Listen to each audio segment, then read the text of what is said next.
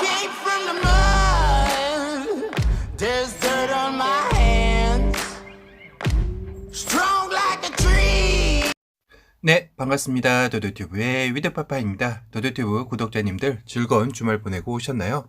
오늘부터 날씨가 정말 추워졌는데요. 다들 감기 조심하시는 하루 되시길 바랍니다. 오늘 전해드릴 소식은 K7 풀체인지 최근 소식인데요. 이전 도도튜브 영상에서 누구보다 빠르게 K7이 K8으로 변경될지도 모른다고 알려드렸었죠. 기아 본사 라인과 생산 라인 등 여러가지 채널을 통해 확인되어지고 있는 사항도 변경 가능성은 열려 있다고 합니다. 다만 아직 본사에서 승인이 나지 않은 상황이라 단정 짓기는 어려운 상황이기도 하죠. 그러면서 K7 풀체인지의 측면 사진이 또 한번 포착이 되었는데요. 정말 어마무시한 휠 베이스를 보여주고 있네요. 딱 한눈에 봐도 상당히 길어 보입니다.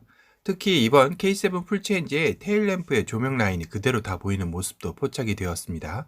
약간 Y자 모양을 눕혀놓은 모습이죠. 그리고 이 사진은 한 줄로 길게 쭉 이어진 테일램프 위에 또 다른 희미한 불빛이 위장막 사이로 보여지고 있죠. 아마도 브레이크를 밟으면 두 줄로 켜지는 방식 같다고 합니다. 이 리어의 모습도 신차 맛집 가차님의 예상도로 나왔는데요. 기존의 K7의 모습과 전혀 다른 모습으로 재탄생하였죠. 어찌 보면 산타페 리어의 모습이 살짝 연상되는 테일램프의 모습 같기도 하죠. 그런데 중국 매체에서 사진 하나가 포착이 되었는데요. 이게 뭔가요? K7 풀체인지가 완전히 공개된 리어의 모습인가요? 예상도의 모습과 비교를 해봐도 거의 유사해 보이죠. 특히 저 Y자 모양의 테일램프는 거의 동일해 보이는 디자인입니다. 다만 쿼터 글라스의 기아 자동차의 새로운 시그니처 디자인인 상어 지느러미가 보이질 않죠. 이상해서 앞모습의 사진을 보니 이건 또 뭔가요? 웬 K5의 주간주행 등이 연상되는 모습을 하고 있는데요. 이 차량은 중국차 고급 브랜드인 번텅의 B70의 모습이라고 하네요. 중국의 번텅도 기아 자동차의 K 시리즈처럼 B 시리즈로 B30, B50, B70, B90이 있는데요. 이 모델 역시 K7과 같은 위치에 자리 잡고 있는 세그먼트인 것 같습니다. 그렇다면 이 디자인은 누구를 카피한 것일까요? 다 아실 것 같아 특별히 언급은 안 하도록 하겠습니다. 여하튼 리어의 전체 샷 모습은 K7 풀체인지의 양산차 실물도 이와 비슷한 느낌이지 않을까 예상해 보게 되네요. 다만 정면의 모습은 조금 다른 느낌이지 않을까 싶은데요. 이 모습은 볼보도 보이고 렉서스의 모습도 보이긴 합니다. 다시 위장막 사진으로 돌아와서 전면의 모든 등이 점등된 모습인데요. 특히 주간주행 등의 위치나 디자인은 다시 봐도 독특하긴 합니다. K7 풀체인지의 타이어 제원은 미쉐린 245의 40, 19인치 휠인데요. 이번 제네시스 GV70에서는 국내 3대 타이어 브랜드는 채택되지 않고 브리지스톤과 미쉐린이 선택되었다고 말씀을 드렸었죠. 이로써 제네시스 브랜드에서는 국내 타이어 브랜드는 찾아볼 수 없게 되었는데요. K7 풀체인지에서도 일단 미쉐린을 장착하고 있는데 기아 자동차도 제네시스와 같은 길을 갈지는 조금 더 지켜봐야 하겠네요. 이 차량은 GL3 P1 단계 차량이라고 되어 있죠. 그렇다면 양산형에 가까운 P2 타입은 언제쯤 볼 수 있을까요? 아마도 12월 중순쯤이면 생산될 것 같다고 합니다. 그리고 이 사진은 K7 풀체인지 위장막 차량이 나란히 두 대가 서 있는 모습입니다. 헤드램프 모양을 보면 둘 다 K7의 모습은 맞습니다. 하지만 하나는 주간주행 등이 점등되어 있지 않고 휠도 좀 작아 보이죠. 엔트리 휠의 모습을 하고 있는데요. 뭔가 이렇다면 설마 이번 K7 풀체인지의 시그니처 디자인이 될 주간주행 등에 있어 트림별 차이를 두는 뭔가가 있는 것일까요? 이 차이도 K7 풀체인지 패밀리 카페를 통해 공개된다고 하네요. 끝으로 신차 예상도 맛집 가차님의 예상도 중에서 기존 세대와 비교한 모습인데요. 리어는 확실히 풀체인지의 모습이 더 나은 것 같기도 합니다.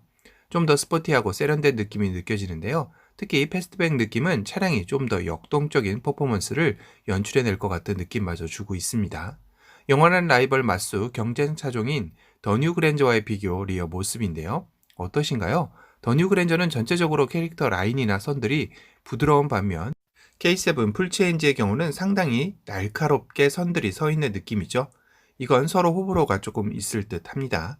그런데 이전 도도튜브 영상에서 K9 풀체인지는 히든 타입 도어 핸들 얘기를 언급한 적이 있었는데요. 커뮤니티 상에서 K7 풀체인지도 히든 타입 도어 핸들이 적용되는 거 아니냐라는 얘기들이 나오고 있는데요. 이건 현재까지 확인된 정보로는 K7 풀체인지에서는 아직까지는 적용은 힘들지 않을까 싶습니다. 이 소식도 최근 소식이 나오는 대로 다시 알려드리도록 하고요. 이번 K7 풀체인지의 엔진 라인업은 가솔린 2.5 GDI 터보 엔진, 기존 3.0 GDI 대신 가솔린 3.5 GDI 엔진이 그리고 가솔린 하이브리드 1.6 터보가 예상되고 있습니다. 소렌토 풀체인지보다 공차 중량이 가볍기에 하이브리드 인증은 무난하게 통과하지 않을까 싶기도 합니다. 그리고 한 가지 걱정되는 것은 현재 커뮤니티 상에서도 K7 풀체인지가 K8로 변경되는 것에 대한 우려 섞인 모습이 나오고 있는데요. 그건 이전 현대자동차에서도 그랜저와 제너시스 사이에 아슬란이라는 차량을 끼워 넣으면서 결국 애매한 포지션으로 실패를 맛보고 단종된 것을 알기에 이번 K8로 변경이 아슬란의 전철을 밟는 게 아니냐라는 해석들도 나오고 있는데요. 사실 만약에 K8로 변경된다면 상황은 그때와 조금 다른 것은 사실이긴 하죠.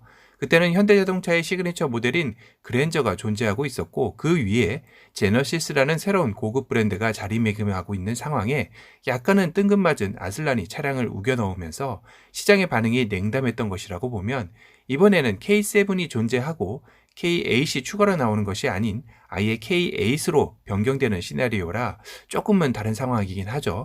물론 한간에는 이거 K8로 차 명칭을 바꾸고 차량값을 올리려는 꼼수 아니냐라고 비판의 목소리도 있는 게 사실이긴 합니다.